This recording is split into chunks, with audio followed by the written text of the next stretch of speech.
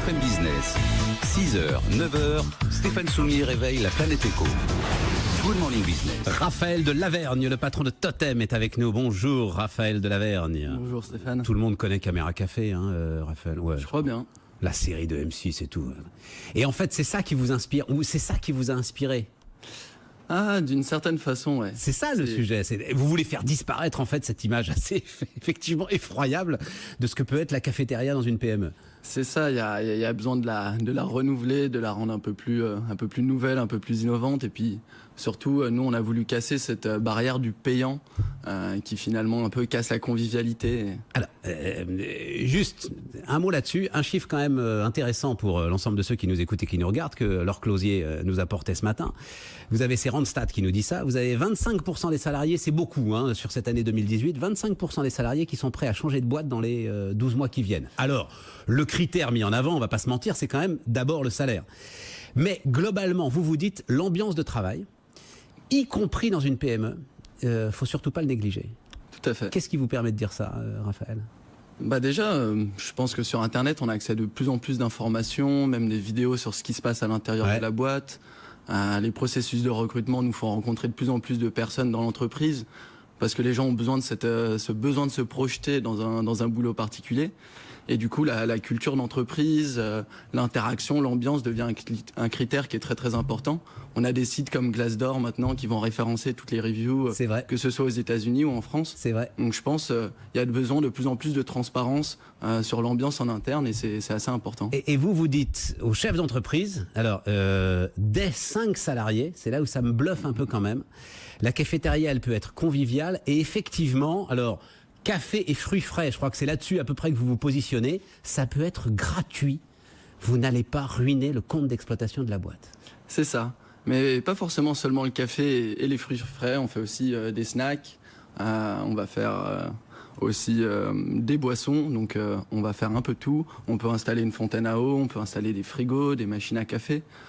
Finalement, on va créer dans un premier temps vraiment un lieu qui est convivial, c'est-à-dire qu'on va designer un peu ce qu'on va mettre pour créer des interactions. Donc on va favoriser par exemple des distributeurs à snacks avec des fruits secs en vrac. Je suis le patron d'une PME de 5 salariés. Je me dis, effectivement, ce serait pas mal que j'essaye de faire quelque chose comme ça. Ouais. C'est quoi le budget de départ? C'est quoi le premier chiffre que vous allez écrire là, si on commence à négocier ensemble, Raphaël? En général, nous on tourne autour de 8 € par employé par semaine pour à peu près 3-4 services du type snack, fruits, café. C'est quand même 8 € par employé par semaine, quoi. Ça pèse dans un compte d'exploitation, dites donc. Oui, mais quand on voit aujourd'hui le prix combien coûte un salaire chargé en entreprise, si on va regarder 30 € par mois, ce que ça représente, c'est pas forcément énorme. Ça va représenter en général autour de 1 à maximum 2% du salaire chargé. Et finalement, les gens ils vont rester plus longtemps au boulot, ils vont être contents de parler avec leurs collaborateurs, ils vont peut-être, comme vous dites, partir plus tard dans une autre entreprise et rester plus longtemps dans celle-là parce que l'ambiance sera propice. Et finalement, tous ces éléments-là font que la personne va être plus engagée au travail, plus heureuse, elle va travailler plus. Et ce petit pourcent, pour moi, vaut vraiment la peine d'être investi parce que c'est ça qui permet de créer la convivialité. De la même manière que quand je suis accueilli ici sur le plateau, on me donne un café. Et je pense qu'en France, on vous l'a donné le café parce que nous, je suis pas sûr qu'on vous l'ait donné le café. On est à marge très tendue, vous voyez, Raphaël. Donc voilà. On le donne aux invités. Mais je pense qu'il faut le donner à ses employés parce que les employés c'est les premiers invités de sa boîte et du coup c'est une bonne chose de le faire. C'est pas mal ça, c'est un beau slogan ça. L'employé c'est le premier invité de sa boîte. D'une certaine façon, oui. Une série de tensions sur les recrutements, sur la guerre des talents, etc. Et tout. Bon, très bien. Bon écoutez, bonne route à vous. Dès 5 salariés, vous dites dès 5 salariés, n'hésitez pas.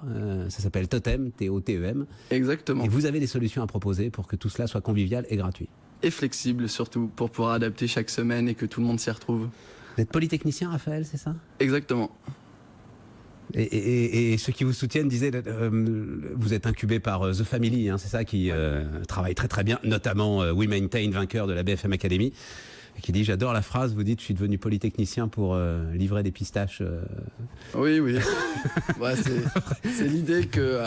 c'est d'abord un défi logistique. Non mais juste d'un mot, c'est d'abord un défi logistique, ce que vous faites. Tout à fait, c'est vraiment assez compliqué d'arriver à toujours livrer les bons produits au bon prix, au bon moment, que ce soit bien présenté, et ça sur aujourd'hui l'ensemble de Paris, la première couronne.